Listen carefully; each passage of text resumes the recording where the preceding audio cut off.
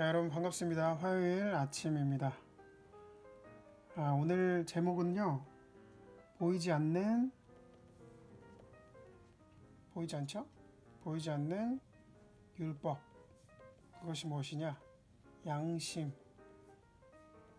보이지 않는 율법 양심에 대해서 보도록 하겠습니다. 로마서 2장 12절로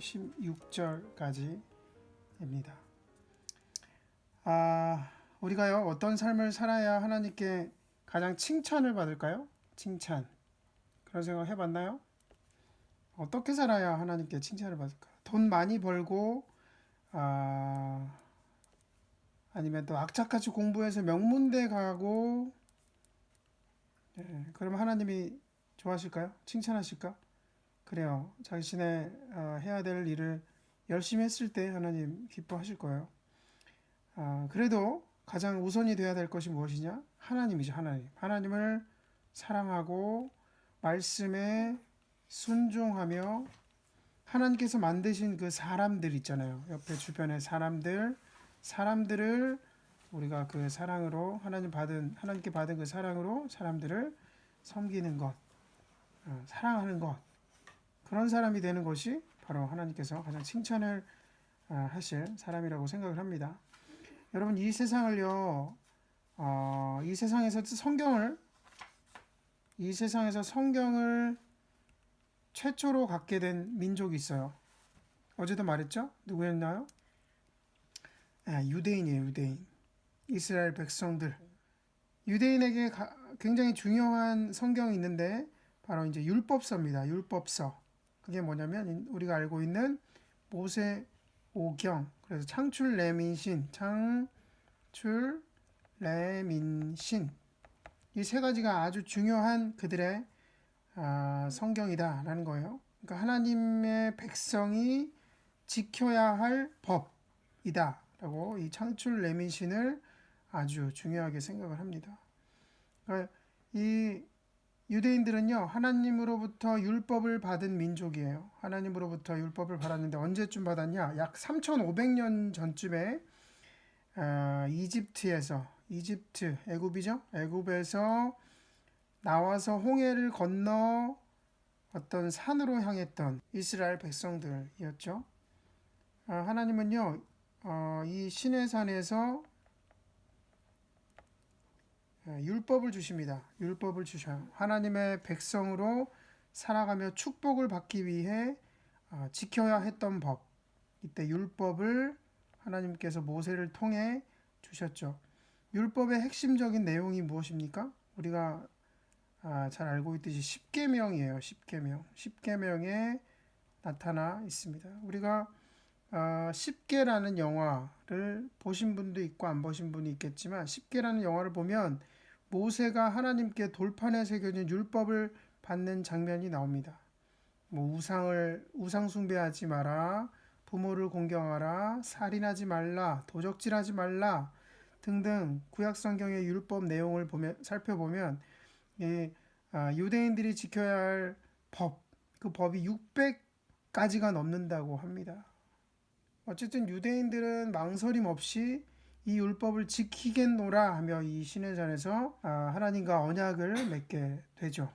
언약을 맺으면서 이 이스라엘 백성들이 아니요, 글쎄요, 이 많은 법을 우리가 어떻게 지킵니까? 다 지킬 수 없을 것 같아요 라고 대답하지 않았다는 거예요. 그렇게 질문하지도 않았다는 거예요. 그들은 자신 있다는 듯이 우리는 여호와께서 말씀하신 대로 다 하겠습니다 하고 출애굽기 19장에 보면은 아주 극적인 장면으로 연출이 되어 있습니다. 아주 자신 있게 대답하는 그들이었어요. 율법은요, 하나님과 유대인과의 어떤 계약이었습니다. 일종의. 그래서 언약이라고 부르죠. 율법을 지킴으로써 언약의 백성이 되는 거였죠. 근데 이 계약을 유대인들이 잘 지켰을까요? 아니죠. 유대인들은 이 언약 백성에 대한 자부심은 엄청났지만 이것을 계약을 지키지는 못했다라는 거예요. 그러니까 율법을 기준으로 생각하면 이 율법을 기준으로 생각하면 우리는요, 인류를 두 부류로 나눌 수 있다는 거예요. 하나님의 율법을 받은 유대인과 율법을 받지 못한 이방인, 유대인 외의 사람들, 이렇게 두 부류로 나눌 수 있다는 거예요. 대한민국 사람들은 유대인이 아니죠. 이방인이라는 거예요. 미국 사람, 또 일본, 중국, 뭐 프랑스 사람 모두, 또 우즈벡 사람도 마찬가지로 이 이방인에 속한다라는 거죠. 이 유대인을 제외하고 모두 이방인이다라고 할 수 있죠. 하나님은요, 유대인, 이방인 모두를 공평하게 심판하실까요? 하나님에 대해 들어본 적이 없거나 혹은 율법의 율자도 모르는 이방인들 어떻게 될까요? 우리 12절에 함께 12절, 13절 함께 읽도록 하겠습니다. 2장 12절, 13절.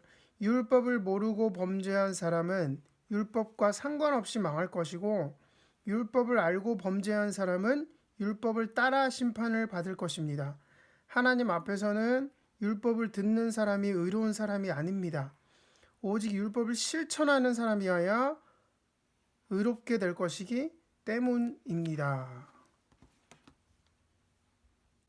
네, 율법을 아는 자들, 율법을 아는 자들이나 모르는 자들이나 모두 하나님 앞에서 그들의 죄에 대해서 공평하게, 어제 했죠? 공평하게 심판을 받게 될 것이다.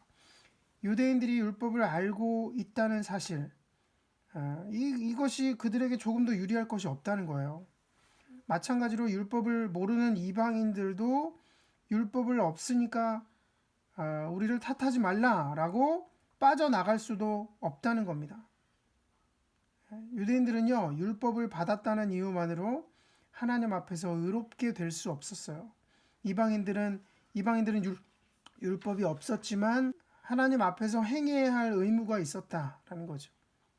율법은 아니지만 이방인들을 심판하실 하나님의 기준이 있었다는 말입니다. 여러분 인도, 베트남 가보셨어요? 가면은 도로에 중앙선이나 신호등이 아예 없는 곳이 있습니다. 우리 우즈벡도 그 지방 쪽으로 가면요, 뭐 신호등도 없고 중앙선도 없고 그렇죠? 그곳에는요 그런 법이 없어요. 법이 적용이 안 돼요. 중앙선을 침범하고 신호 위반 같은 죄가 없다는 거예요.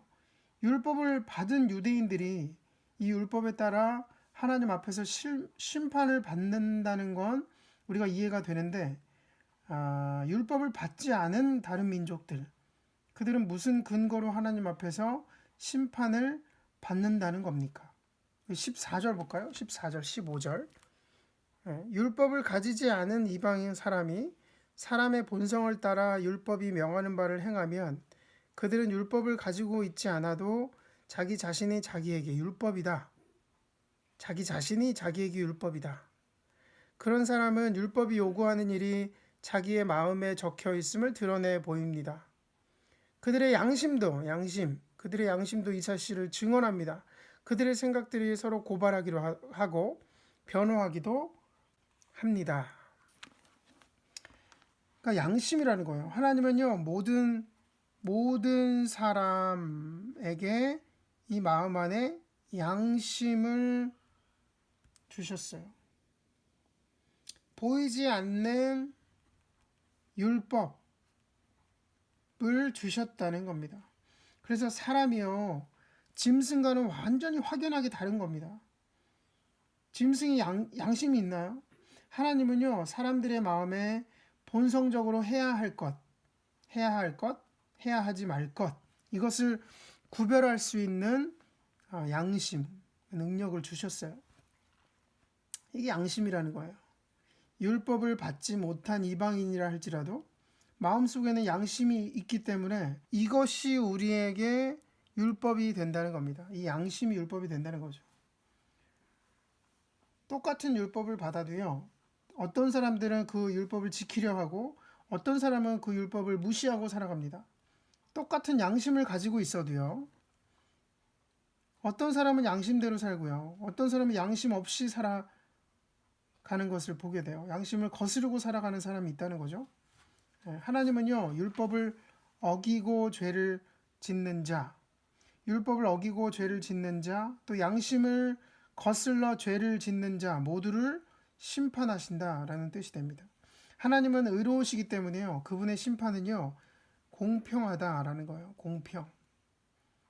그렇다면 하나님의 심판은 언제일까요? 언제 심판하실까요? 우리 마지막 16절 함께 볼까요? 16절. 이런 일은 내가 전하는 복음대로 하나님께서 그리스도를 내세우셔서 사람들이 감추고 있는 비밀들을 심판하실 그날에 드러날 것입니다. 하나님께서 언제 이 땅을 심판하실지 아무도 모른다. 사도 바울조차도 모른다. 하지만 분명한 사실은 그날이 다가오고 있다는 것입니다. 하나님의 독생자 되신 예수 그리스도, 그가 그 심판을 지휘할 것이고 우리의 드러나지 않는 죄까지 모든 죄를 심판하실 그 날이 다가온다는 것이죠. 유대인이나 이방인이나 예외가 없다는 거예요. 하나님은 사람들의 마음속 깊은 곳에 감춰진 모든 죄를 다 드러내시고 심판하실 것이다 라는 겁니다. 네, 우리 한 가지 생각하면서 오늘 마무리했으면 좋겠습니다.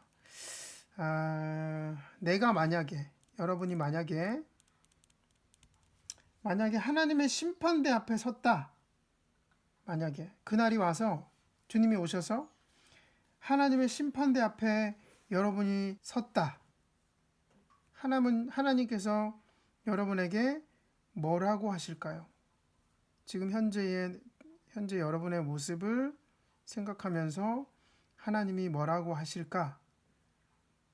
우리에게 주신 그 보이지 않는 율법, 이 양심에 거슬러 살아가고 있는가? 아니면 양심에 맞게 살아가고 있는가? 좀 돌아보면서 오늘 하루 잘 지내시기를 바랍니다.